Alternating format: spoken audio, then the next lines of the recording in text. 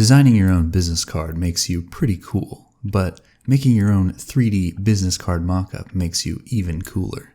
Keep watching. Hello everyone and welcome. I'm Elliott from Dirk.com, and today I'm going to show you how to make a little bit of a business card mockup. Maybe you're a graphic designer and you want to up your presentation game a little bit, or maybe you just want to show off your own flashy new business cards in stunning 3D. I'll show you how to do it here today. Let's go ahead and get started. First thing I'm going to need to do is enable just a couple add-ons. We're going to go here into Edit, Preferences, and the first of which is going to be the Images as Planes add-on. And these actually come installed with Blender, so you don't need to download these from a website or anything. They'll just come with Blender. So make sure you click that little checkbox, make sure it's enabled. And then the other one we're going to use is the Node Wrangler add-on. And I'm actually using Blender 2.81, and I feel like it may have automatically been enabled. So you might already have that enabled, but if you don't, just make sure it is, and click that little checkbox there. It'll be good to go. So the first thing I'll do is press X to delete that default cube. Sorry to see you go, but what I'm going to do instead is press Shift A and add an image and Images as Planes. If you don't have that option, just repeat that last step. Sorry, you're off to a very slow start. But yeah, make sure you have that add-on enabled. You'll have that option. So this is going to pop up a little file browser here. And again, this is new in 2.81, this file browser coming up as a separate window. And then you just need to navigate to where you have your first texture saved. So I'm going to use this Dirk_back as the back side of my business card. And yeah, what we're going to have automatically is an image applied to a plane, as the add-on would suggest. So you can't see that image because we're just in our regular view here. So what I'm going to do is switch over into my shading workspace here, and that'll just set up our viewport with a nice little it's a nice little workspace here, the shading workspace. So now you can see that that image has been properly applied to this plane, Images as Planes, and yeah, it's just the right aspect ratio and whatnot. So quite a handy little thing. So it also automatically sets up this material, and again, new in 2.81, the Images as Planes add-on will plug this into a principled shader before it just used a basic default. So principled shader, much better for having all these various inputs and options. Now, I think it's because I used a PNG image, but it also automatically plugged in this alpha. So I think had there been a transparent part of my image like you sometimes would have with a PNG, that would be working properly since this alpha is plugged in. But I don't need that, so I'm just going to unplug it. So as you can see here with the principled shader, we have all sorts of different options. You could plug this value into the roughness, for example, and you would see that we're getting a little bit of effect there. And now if you're confused about how this works, let me just briefly explain. So with this image here, I have white and I have black. And if you've seen some of my videos before, maybe this is a concept you're familiar with, black corresponds to a value of 0 and white to 1. So in the case of roughness, if the roughness is 0, it's very shiny, and if the roughness is 1, it's very rough. So using this image as a map, basically, it's kind of giving us this effect where certain areas that were black are now shiny, and areas that are white are not shiny, aka rough. And similarly, you could plug this into the metallic value here, and that would make certain parts non-metal, value of 0, and metal, value of 1. And yeah, that's just, this principled shader has all sorts of stuff with it, and you can use these maps to control the various elements. But in this case, I just want to plug it into the base color so that we just have a very basic material setup here. And I want my business card to be kind of papery, so I'm going to bump that up to like a 0.9 so it's not too rough. Or so it's very rough. Sorry, I got that backwards. So what do you want to do next? Maybe give this a little bit of thickness. The way I'm going to do that is by pressing Tab to go into edit mode, press E, and that should just extrude it out on the normal a little bit. Make it as thick as you like. In the real world, you got to pay extra for thick business cards, but in the Blender 3D world, the best world, you don't have to pay extra. You can make that as thick as you like. So I think something like that looks pretty good. Now there is a little bit of a weird thing happening with the shading here, and it took me a second to figure out, but because this look dev mode is running in Eevee, and because we use the Images as Planes add-on, I think this is automatically set. But again, because I used a PNG image, if we go into our material settings here, scroll down, we'll see on the blend mode, this has been set to alpha blend. And typically that would not be the default. It would just be set to opaque. But again, I think it's because I use a PNG image and there may have been alpha. It automatically set up that blend mode. So just switch that over to opaque and it'll look the way you expect it to. So with that together, what I want to do next is go ahead and add in the back side of my business card. And now the way I'm going to do that is make sure you got this material set up about how you like it. And then up here in the materials, I'm going to press this little plus sign. That'll add a new slot that we can add to this object. So now with that slot added, I'm going to assign the same material I just had, but then I'm going to press this little button right here, and that'll create a duplicate of it. So now we have a new material called dirkback.001. I'm going to name that to dirk_front because in that texture, you can see we're in the different texture down here. I'm going to open an image and then just load in the other texture. So it has been properly loaded in here, but we're not seeing the effect. And that's because in edit mode, with that face selected, which it should probably still be selected, but just select it if you need to. We're going to select this front material and click assign, and that will now assign that material to that face so we can see that we've got both sides of our business card with the different textures on them. So you may notice that it's backwards. What I need to do to flip that around is just mess with the UV a little bit. So I'm going to change this to a UV editor. And then tab into edit mode, and again with that face still selected, I'm going to press A down here and then just scale this on the x-axis by -1. So I'm just pressing S and X and then holding control, snapping that -1 is going to flip it around the other way. So now that is facing the right direction. And yeah, that's looking pretty good. Next thing you might want to do, you don't have to do this, but another option you would have on expensive business cards would be to change the color of the kind of the core there, the color of the rim. So I'm going to add a new material here, and I'm just going to press new, and then we'll name that rim for the sake of organization. And for the color on that one, I'm just going to pick this Dirk red, kind of keep it nice on brand. And you don't have to do this, but again, if you're doing a mock-up for a client or something like that, might as well make the business cards look really fancy. Don't cost nothing. So with that rim material set up, we're not seeing it, and that is again because we need to apply it. So I'm going to tab into edit mode, and then I'm in face select mode. If you're not, you can press 3, or these little options up here will switch between the selection modes. So in face select mode, I'm going to press Alt and left click kind of right around that edge, and that'll select that whole edge ring. So now with that selected, I can assign that rim material. And yeah, that looks pretty good. Maybe you want that rim material to be nice and rough, kind of like the edge of paper, kind of cut out. So yeah, that's basically our whole business card is set up. If you're struggling so far, maybe you feel like you learned enough, feel free to drop off at this point. You now have a 3D business card, but for the rest of us, we're going to move on. I think next thing what we'll do is set up a little bit of a stack of these business cards, do some lighting, and then lastly, we'll move into some more advanced material setups. So with that set up, I'm going to go into my layout tab. By the way, if you're on your way out, like and subscribe. 'Twas nice knowing you. So what I want to do now is lay this down flat. So I'm going to press Alt-R. You can see for some reason with the images as planes, it put it in like facing you, which is fine. It worked fine, but I'm going to press Alt-R, and that's just going to lay it back down flat. And now I want to move this up a little bit so that it's sitting on the ground plane I'm about to add. So something like that. Press Shift-A, add a mesh plane. And then in edit mode, I'll scale that out just a little bit. So we've got just kind of a nice area for our business card to sit on top of. And yeah, let's adjust our viewport just a little bit so that we can kind of have a better view of what we're working on here. And if you've seen any of my videos, this is how I always do it. I like to have our rendered view down here. So let's switch that into a rendered view. We can press N and T to hide those toolbars. Press this little button to hide the overlays. And then in this tab here is where we'll be working with a little bit of the shader editor. So I've got that set up.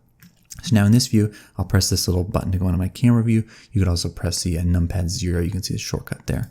So with that in there, I'm just going to kind of fly in a little bit here, Shift tilde, and just kind of frame this a little bit nicely. Now I'm getting a little more perspective than I want. So over here in my camera settings, I'm just going to change this focal length, whatever you want, but I'm going to do like a 90. And I'll just remove a little bit of that perspective using a longer focal length. So something like that I think looks fine. And now I am rendering in the Eevee render engine, which you could totally do. But in this case, I want to use cycles, especially if you're going to do something like a still image. Cycles tends to look a little bit better. Of course, it does come at the price of some increased render times, but we're going to use cycles for this one. But if you don't want to, then you can use Eevee. It doesn't bother me, whatever you want to do. So let's make a stack of these business cards. Now, the way I'll do that is by using an array modifier. So with this array modifier, you can see that will start to kind of, it'll array them. So if you wanted to do a layout like that, you could, do something just like that, and you kind of have a line there. Could be a cool thing, but in my case, I just want these to go straight up into a stack. So I'm going to set that X offset to 0, and then I'll put that Z offset to 1. And now there's two options here. So constant offset would just be like a defined amount, but relative is a little bit easier when you're stacking objects, because it'll just do the, based on what the thickness of the object is, it'll stack it, exactly on top of itself. So that is working properly. Let's maybe add a few of these.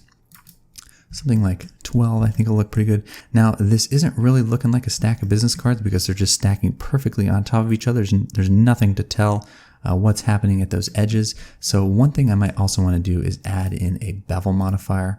And that's just going to give a little bit of a bevel to our object, as the name would suggest.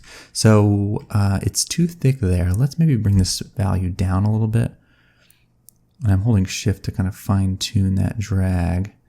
So something very small like that I think is going to look pretty good. And now it does a little bit of weird stuff with the shading here. So you could adjust these segments.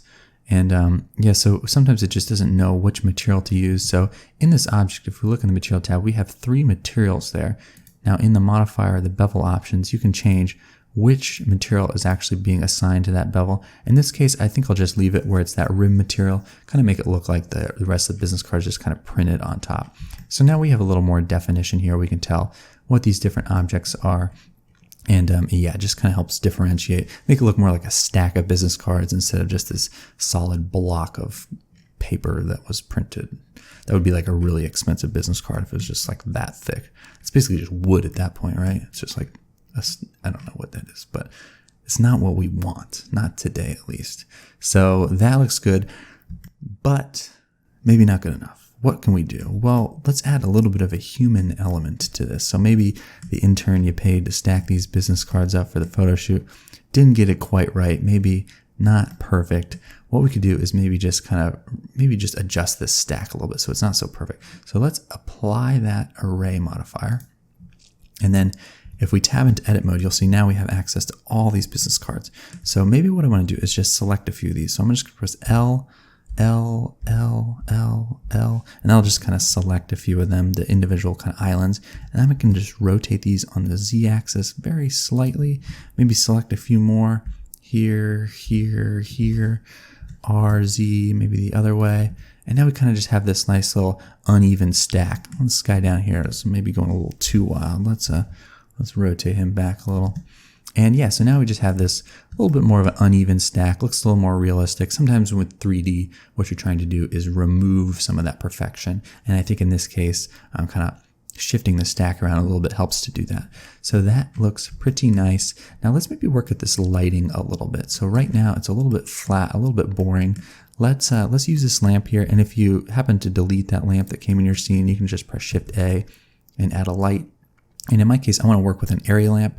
The one that came with the scene, that was a point lamp. So over here in the settings, I'm just going to change that to an area light.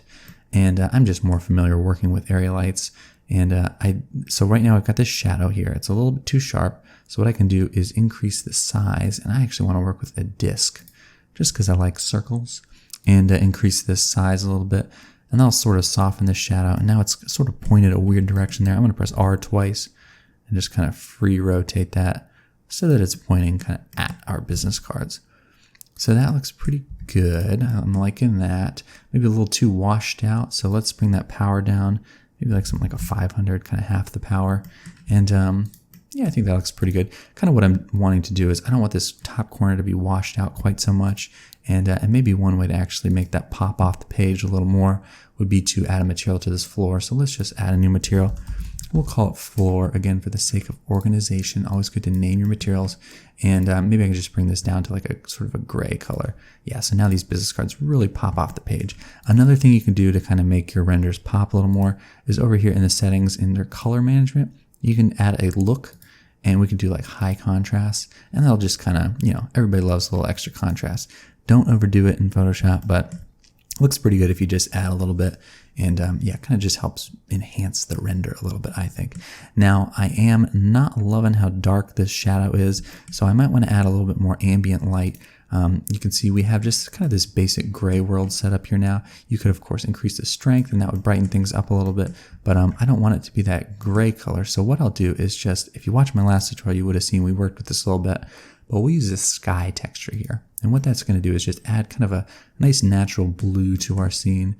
You could, of course, use an HDRI if you wanted, but, bump that up to something like a 2, I think is going to look fine. And yeah, now our shadow isn't so dark. It's got a little bit of a blue color, a little bit more natural. And I think in my scene, I actually added another light. So maybe we just add another light in there, kind of at a different angle, just give that shadow a little bit of dynamicness, if that's a word. Let's increase the size a little bit there, just to make it kind of a softer shadow. And then maybe we can pull the strength down on that a little bit. Something like that looks good. Just, a little bit of variation there.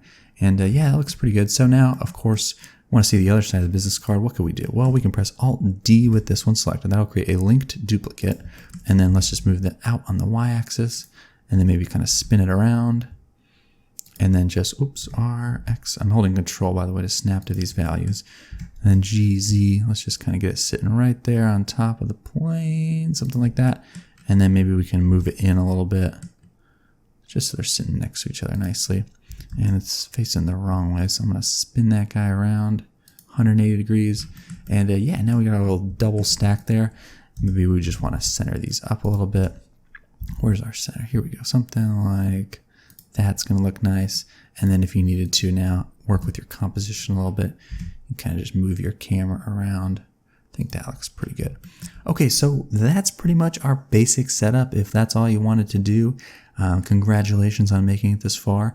But for the rest of us, we are going to work with these materials a little bit more. I'm just going to kind of walk through some other things you might see in a common business card design, some other effects you might want to achieve. So let's go ahead and jump into that. Again, if you're on your way out, like and subscribe. It was nice knowing you. So let's take a look first at maybe doing a little bit of a letterpress effect, I think is what it's called. Maybe it's called emboss, letterpress. I don't know what it's called. So maybe you don't just want this to be a black material here, but maybe you want it to be kind of like bumped in, but still all white. So what we could do is use this to control a bump value. So let's unplug this from the base color so that we lose that. And so now it's just white. Now to add that bump effect, we're going to go Shift A, vector, bump, and then we can plug that into the normal here. And now with that plugged in, we can then plug this color into the height value, and you'll see we'll start to get a bump effect. And this is just going to bump, similar concept where black is the value of 0, white is 1. In this case, it looks like it might actually be reversed. I think, so the text was black, so that should be down. I think that's because my normals are flipped. So I'm going to, in edit mode, press Shift N and recalculate those normals. So yeah, now the black areas are going down, white areas are up. But there is, of course, also just this invert option where you could kind of control which direction that is going. Now, if we zoom in here, we'll see that it looks a little bit pixelated, and that is going to depend on kind of what resolution your image is and kind of what's happening on those edges. But for what we're doing, zoomed out pretty far, I think it's going to work just fine. And of course, you could adjust this strength value a little bit if you wanted.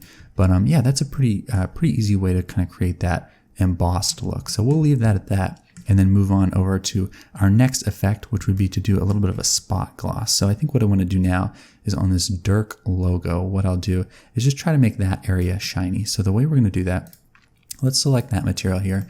And then obviously we need to be affecting the roughness. So if we plug this roughness in here, and maybe we've got to find a little spot where it's kind of shiny. You can see that so there's a little bit of variation in roughness here, but not quite what we want. We want this area to stay totally rough, and we want this to be kind of a nice shiny. So looks like I lost my selection there again.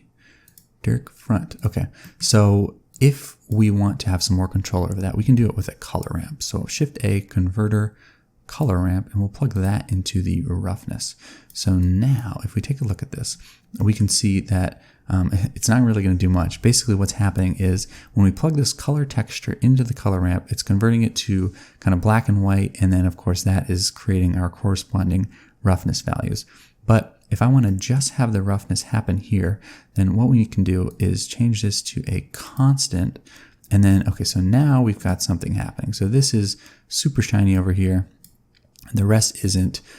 So if we shift control and left click on this, again, this is with the Node Wrangler add-on, we can kind of see what's happening here. So right now, before we had done this, it's, well, that's the color. So we'll plug it in here. Oops, going crazy. Let's put this back in here. Okay, so yeah, we're just going to kind of bring this value down until we see that. Since it was converted to a grayscale, we know this was black, so it's going to be somewhere down here on the color ramp. And this was red, so it's some type of a gray. So let's just kind of move this down until we see it disappear. So we know right around there is a specific area we want to target. So kind of on the flip side, I want to get rid of that and make that white too. So I can add another little flag to this color ramp. Let's set that to a white and then bring that down to that end and then move this black up. And now we can see we're able to just kind of target a certain color range here. So now this is black and then this is not visible. It's just white over there. This can be a little complicated. If it is, what you can do also is just make a separate image texture that, you can save as your roughness map that just doesn't have, that little web address over there, for example. So this is working properly though. If, for example, maybe you only have the one image or you don't have time to make another image, then if you have different colors in your image, then you can use a color ramp to kind of target those different areas. So if we plug this all back together, we're going to see that this is now working properly. If we plug that in there, there it is. Okay, so yeah, we've got super shiny, again, a value of black here. So roughness 0, and then over here where the where there was no black, it's just white, is going to be a high roughness value of 1. So that's looking pretty good. I don't want it to be so shiny. You might want that, but I don't. So I'm going to change this to kind of a little bit of a gray color, just until, oh, I'm like zoomed in too far. I can't even see what's happening. So yeah, if we change this to a gray, it's just going to make that so it's not quite so shiny, something like that. I think it's going to look pretty good for me. Enough to tell that it's there, but not so much that it's like extremely glossy. Again, personal preference, you might want that. So if we go back into our camera view here, we're not seeing that effect. And if you remember from the phone tutorial, if you happen to watch that one, which definitely go watch it, we're just going to move these lamps around until we can kind of see where that shimmer is happening. If you're going to take the time to set that up, you might as well make sure you can see all that hard work you put in. So next thing, maybe I want this to bump out as well, just like I did on the other texture. So what we could do is add in a vector bump. And again, I just want the Dirk logo to pop out here. So this color ramp, if you recall from so long ago, like seconds ago, is just targeting the Dirk logo. So I could use this color ramp and actually plug that into the height, and that is automatically kind of give us that effect that we're looking for. Now I think I want it to pop out, so I'm just going to hit that little invert button. And yeah, we're looking pretty good. Now, of course, since this is gray, it's not exactly a 0 value, so we're not getting the full range here, but the effect is doing pretty much what I want, where I just see a little bit of a bump out effect there. So that looks good. Now, what about maybe adding some paper texture to our cards here? So right now it's just this very flat color, a little bit plain. What we could do is add in a texture, maybe make that a noise texture.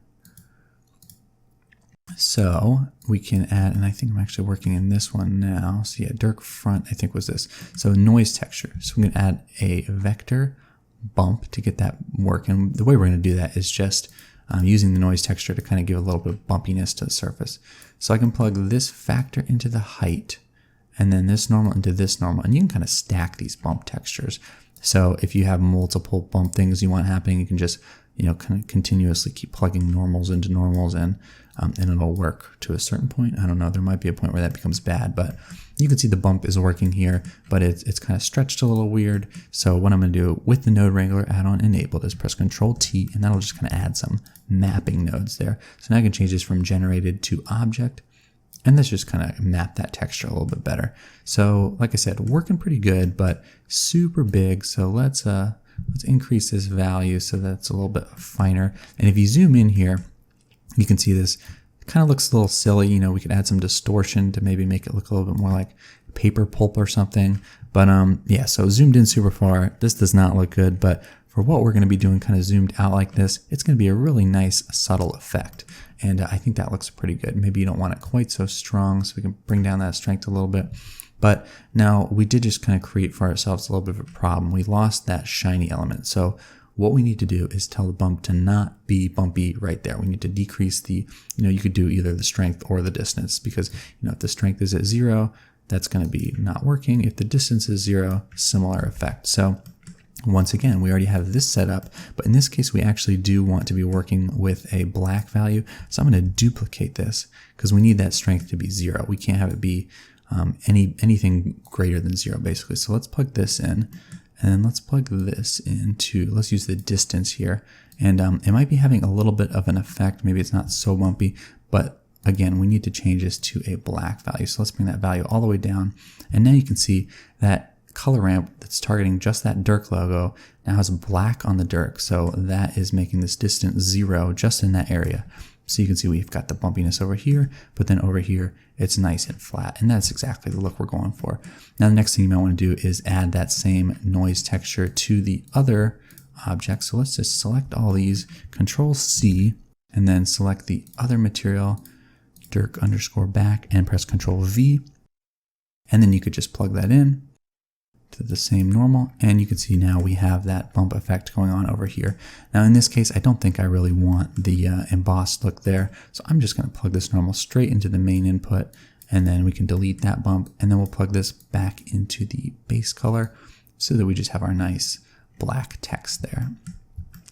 So that's about it. I hope you guys enjoyed watching. Maybe you want to set up a little bit of animation here. You start your camera right there, for example. Insert some keyframes, maybe drag your slider down there, move the camera a little bit, shift tilde, point it the new direction, insert keyframes, and you kind of got yourself a simple little animation you could render out. Maybe you want this to be a nice steady movement. You can change this to linear down here. I just pressed T, by the way, to bring up those interpolation modes. Not an animation tutorial, but just wanted to show you how you could do that. But yeah, pretty simple setup here. Feel free to add other objects. Obviously use your own business card. This is not my phone number, by the way. Don't try calling that. But I did put the 512 area code. I'm living in Austin, Texas now. Which, by the way, if you're in Austin, hit me up. I'd love to get lunch or something. Shout out Jerry Perkins and Chip Walters. Got together with them the other day. Cool guys. But yeah, thanks so much for watching. Hope you enjoyed it. Of course, you're going to run into different things with your own business cards. We'll have a little bit of discussion going on down in the comments, so be sure to leave a comment below, help each other out. And yeah, thanks for watching, like and subscribe. I'll see you next time.